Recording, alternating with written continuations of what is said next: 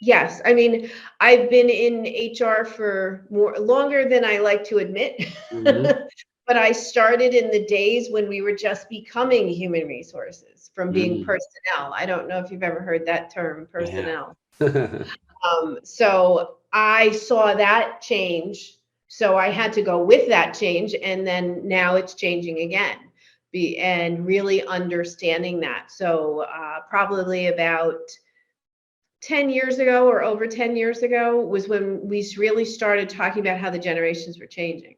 So that's why I've always been paying attention to how the generations are changing and what that means.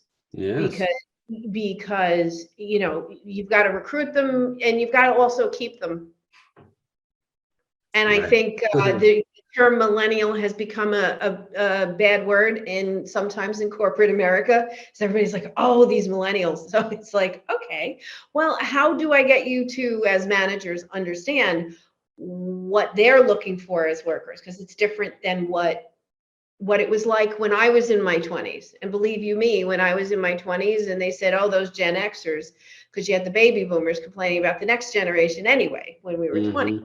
Changed then too. Right.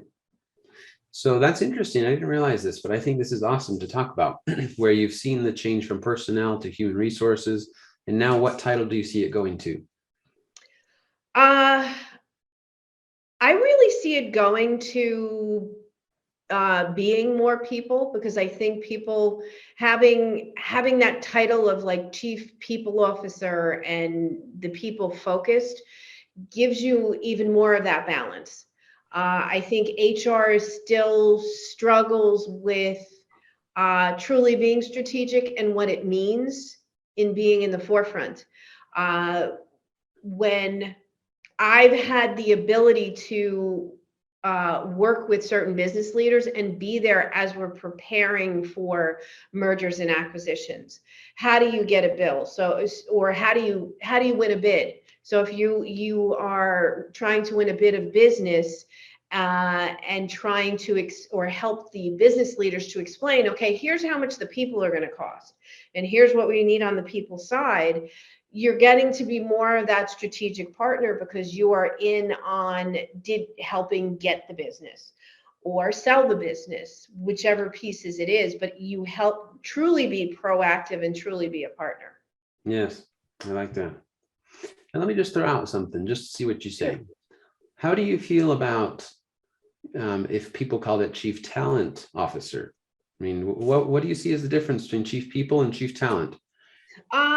Well, having come from the entertainment industry, talent means something different. Uh, so I when I hear talent, it's been attached to talent acquisition so much, but so does is it limited? Is talent limited versus people? People is something that's more encompassing. Talent can be, and where it gets confused is, is it talent acquisition versus talent management? Has that really been defined yet? I know some companies use that, but I think there's been too much of a connection to acquisition. Mm. No, and as I said that, I thought talent is maybe what you bring and people is who you are, right? Yes. And I think in today's world, especially, people are crying out to see us for who we are, right? It's not just, okay, I didn't meet your books today, or oh, I didn't do exactly what you said today, or oh my goodness, now I'm just a number. But if we can see each other for who they truly are, then people can show up truly as how they are, and then bring, give you all they have, right? Yes, yes, and I think terming it also people gets it away from being just that cost. Right. Uh, I've lived too long in a department that for many companies is a cost position, Hmm. and all I look at is yeah, I know I got to have HR, but it's solely cost. It's not going to help me with the bottom line. Well, I think people and how people fit into that and how they can affect the bottom line is very important.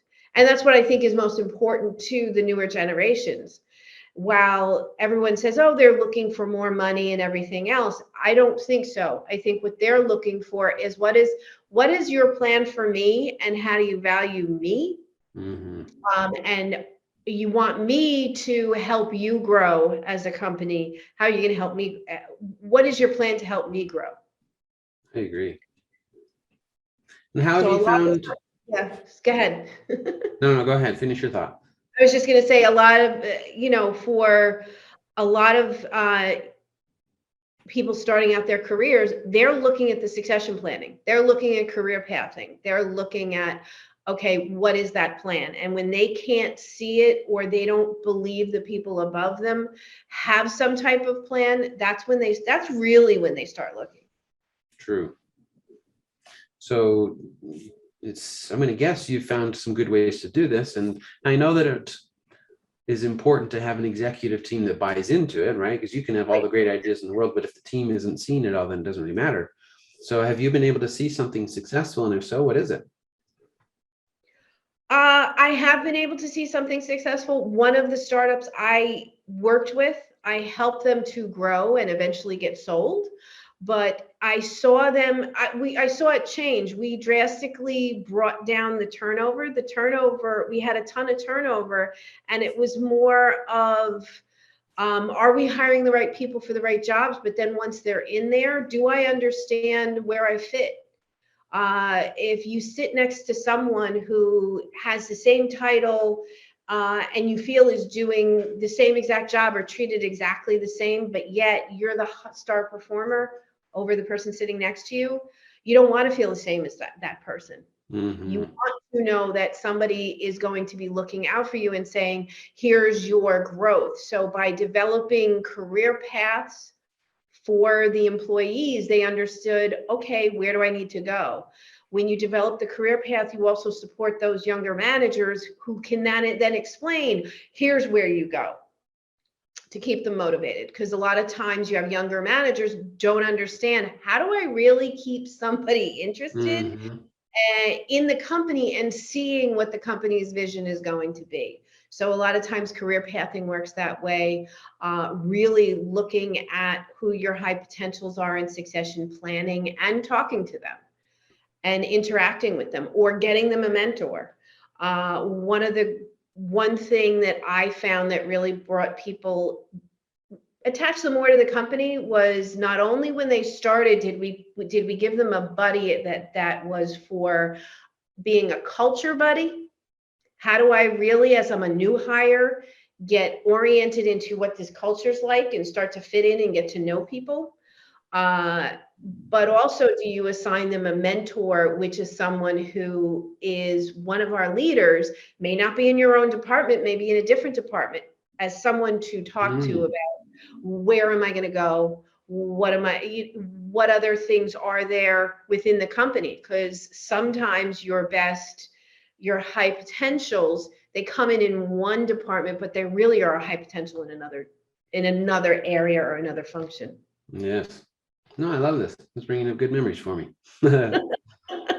So let's see. How do you see exactly what you're talking about, where people want to see valued, they want to stay interested, and young managers, new managers, they might be good at keeping people busy, but not good at keeping them interested nor engaged, right? So how do you see all this element relating to mental health in the workplace? Uh, some of it has to do with their own development. Are you helping them to develop versus when you're a high potential, the easiest thing to do is to turn around and say, you know what,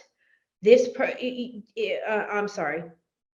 When you have somebody that is a high potential, the easiest thing to do is to keep on giving them more and more work. Oh, we know this person can do it. We know this person can do it. Well, it can feel good being trusted with a new client, with a very important project.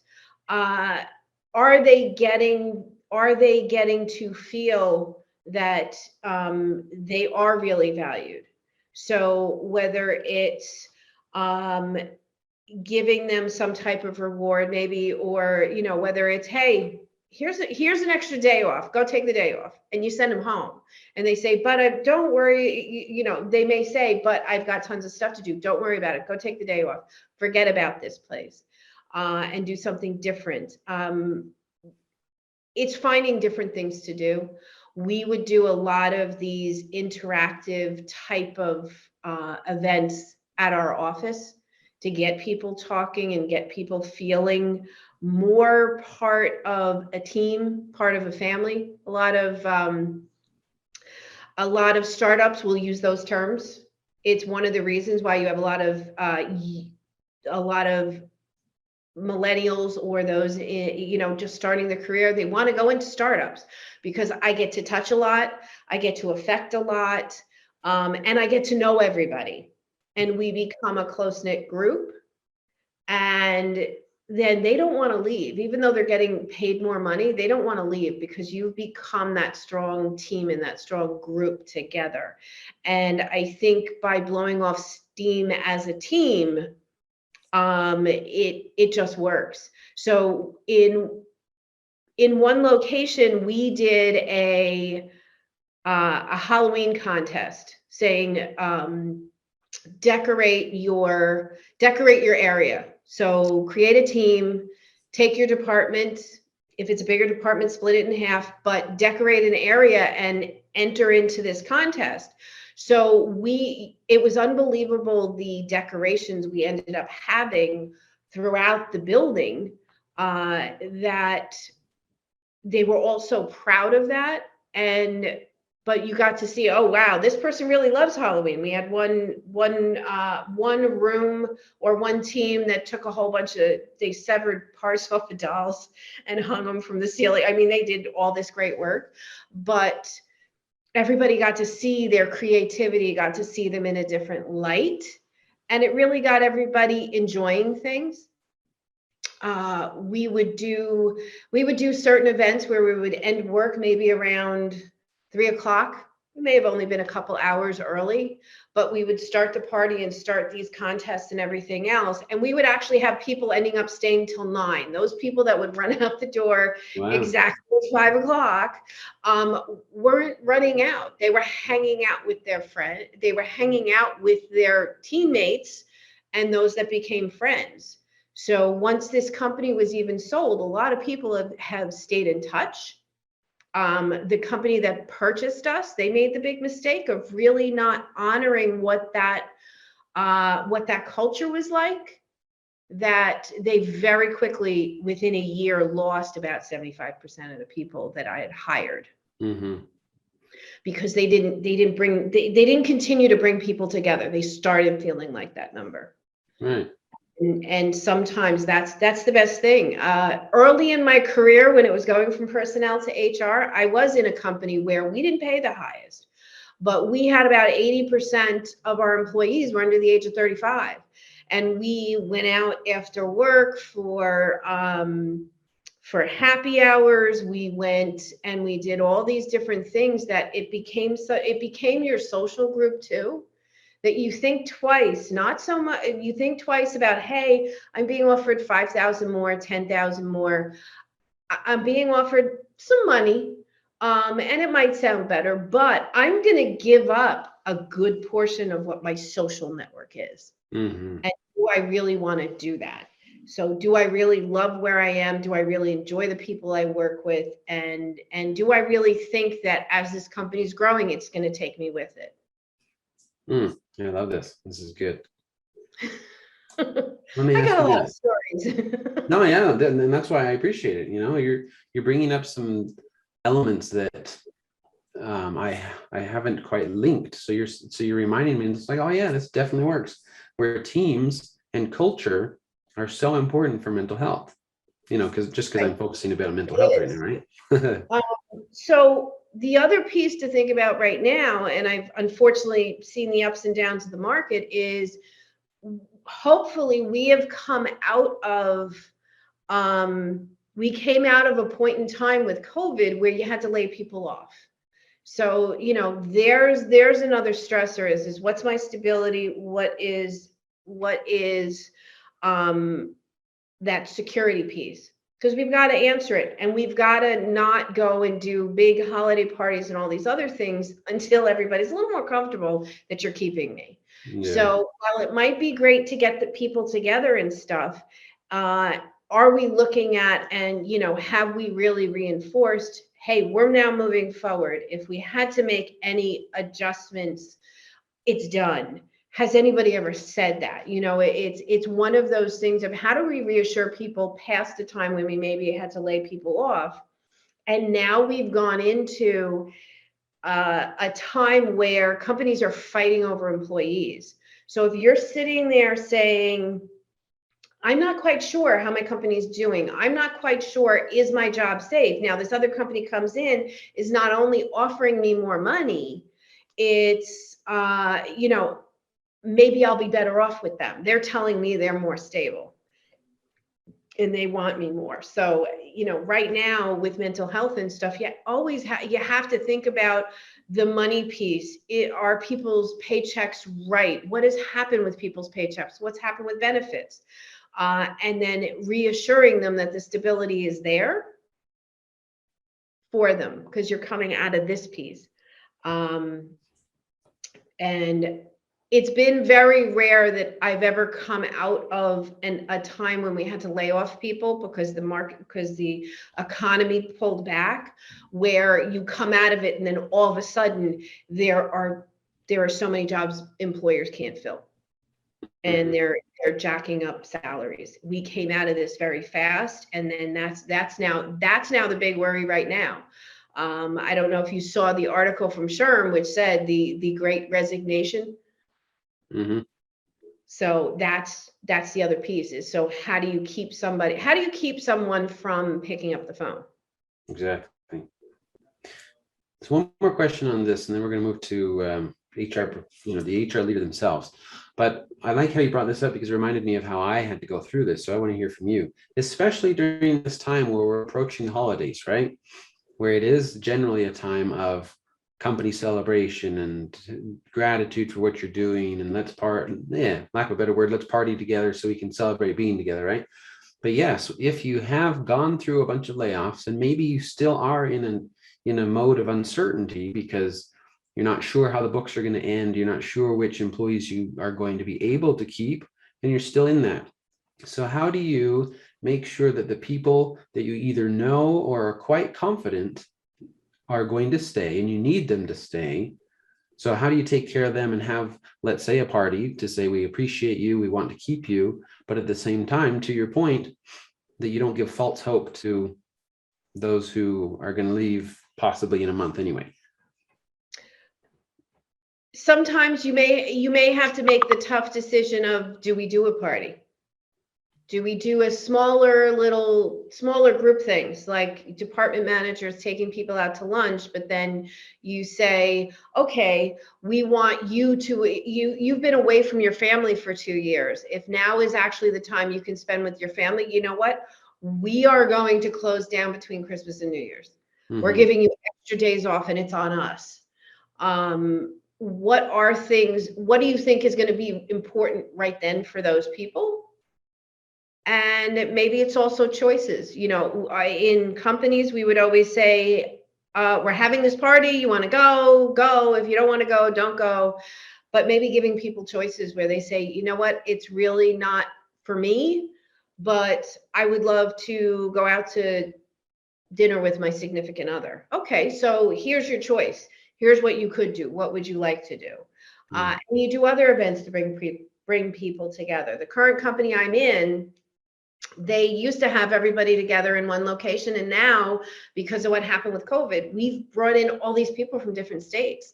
So we now have people, we're not going to pay to bring them all together for a party in January coming to New York when there could be snow. So there's a lot of questions for that. And it's really asking, so what's the right thing for your team?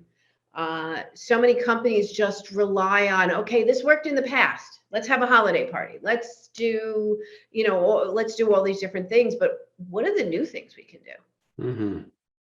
It's a good time to think of new things, right? Yes.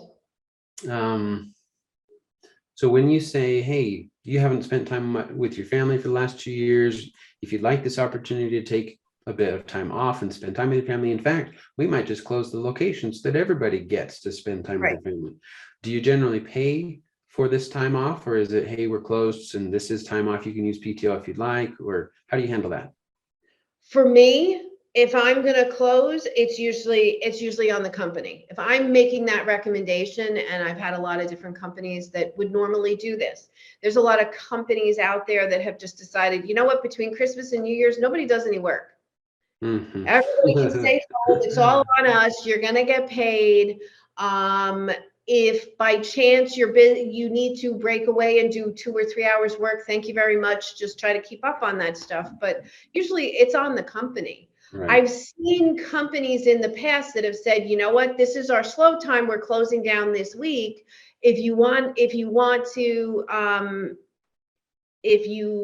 if you want to get paid, you got to use your vacation day, or they'll actually say you're using your vacation days. It doesn't give people a rest. It really just makes people, you're not happy because you feel like, hey, I got 2 weeks vacation, but really I got 1 week vacation Yeah. because you forced me to take this vacation when you want me to. So what happens if that's not when they can take off? What happens if their spouse can't get off? Or the kids are in school on the week you pick? Then you can't travel. So you've actually lost 1 week of vacation by being told to do that. And it actually makes employees, it actually demotivates employees. They don't want Right. to be there themselves because you're not allowing me to use the time that's important to me. Hmm. Uh, so the more you do that, and let them try to decide what's right for them, the better it is. I know Yes. companies want to be consistent, but sometimes that's some of the best ways to do it, is to be flexible for who somebody is. No, I agree. And I appreciate you bringing that up because I've been in that position before. Or do we pay? Do we not pay? Do we force them? And it's like, they've accumulated a PTO balance and it's like a savings account. And if we're taken from their savings account, then of course they're going to be offended, right?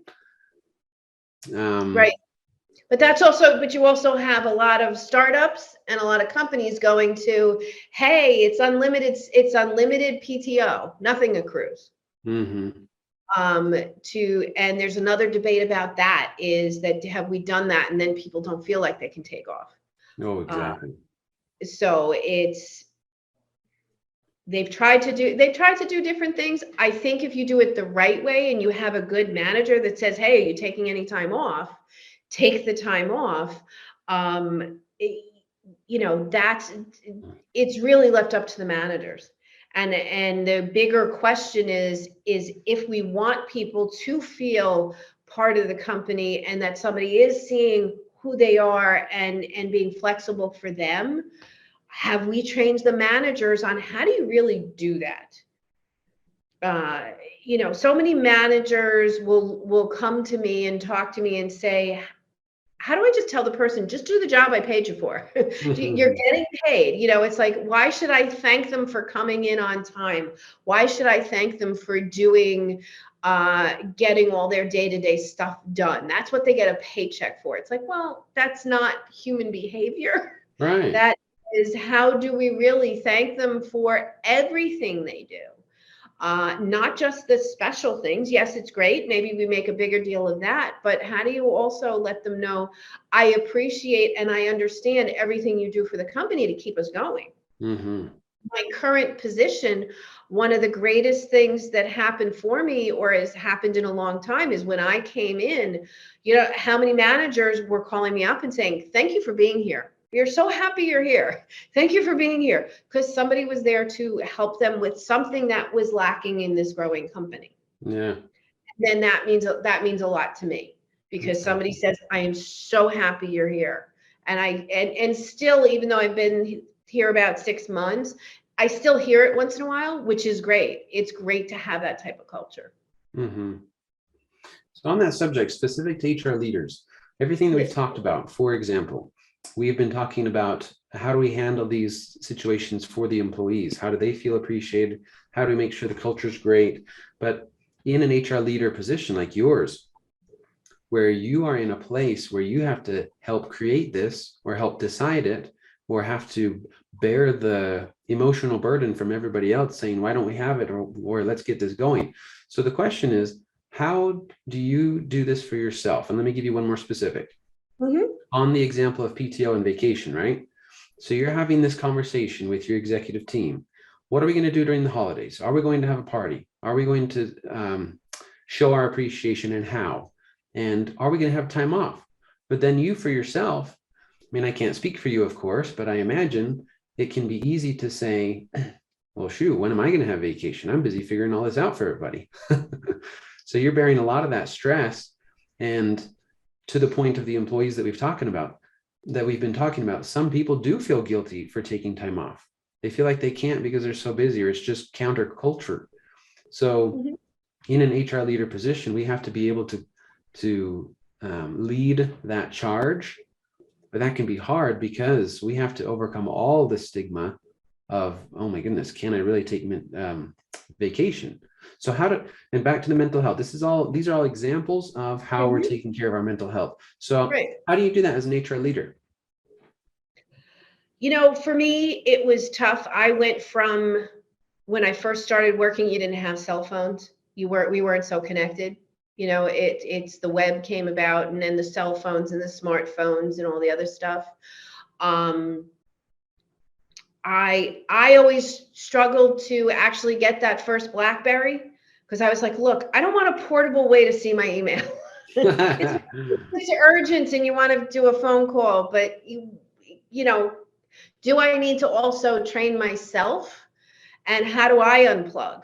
Because I have been on the phone. I've been at Disney World waiting online, and I've been on the phone helping a manager and stuff. And everyone would look at me and say, why are they bothering you again? Why are they bothering you? And sometimes I would say, you know what, if it's short and they do it when it's really, really important, I don't mind it, because I'm saving a lot of work down the line if they guess, but stopping looking at things and responding to things. So waiting for somebody to call me with something that's urgent versus, as you see emails, you're like, okay, this is just taking 2 seconds. Do we know when to turn ourselves off? And as you said, I have things to do. The joke of, hey, I've killed myself to go on vacation, hoping that when I come in on Monday, I'm not inundated. And how many people say to you, oh, we know you're back from vacation. We didn't want to bother you, but, those types of things, especially when you're in a startup and you're a one and only. There is not 10 people. As we grew, I always fully believed in cross-training in HR. So when I've overseen human resources, payroll, and all that other stuff, I always believed in whatever team I had, they got trained on every type of thing. And those things that maybe needed to be answered immediately could be answered by someone else. And somebody could move forward and try to make a judgment and try to be there and be a support for each other. When it comes to HR, one of the most important things is payroll, and payroll doesn't stop if you go on vacation. So you got to have that cross coverage that somebody's going to do that. But to make sure you can let your payroll person off so they can actually have a nice good break and not be bugged or not have to stop and process payroll. It's a tough thing, because payroll is a tough thing. So I've learned more and more about how important cross coverage is because of those things, and having more and more people involved versus holding on to things. Even me as a leader, unless it was something like that was extremely super secret that the CEO's like, you can't tell anybody this, I would share a lot of things with my team. So then if there's, let's say, a harassment investigation, that if the person comes in and is upset, they know what's going on and they can try to help the person versus them having to call me. Right. If I'm off. So I think that's one of the bigger pieces, is really truly getting cross coverage. Okay. Well, Laura, I think you've truly dropped a lot of nuggets, and I appreciate that. Especially your stories, making them real makes it easy to relate and understand. Good. So one final question. Yes. What would you say is your biggest challenge right now? What's my biggest challenge right now? Well, it's really balancing and getting senior management to see human resources as that true partner and understanding what that is. In a lot of companies, especially when you're the first strategic HR person brought into a company, that's one of the toughest things because they've been doing things on their own and they don't realize, hey, this is something that the people group can help us with Mhm. and can answer questions for us, not just whether it's organizational development. You're trying to scale. Are you just not only looking at, hey, let's estimate salaries versus here's where we want to go? And can HR help you with that organizational design and say, well, if we get up to this point, do we need another manager over here? Do we need this? Do we need this? That there are things that in my experience, I could possibly give them. And I think that's one of the tougher things in actually truly transitioning a lot of HR into a people type organization. Okay. Well, very good. Thank you, Laura. You're welcome.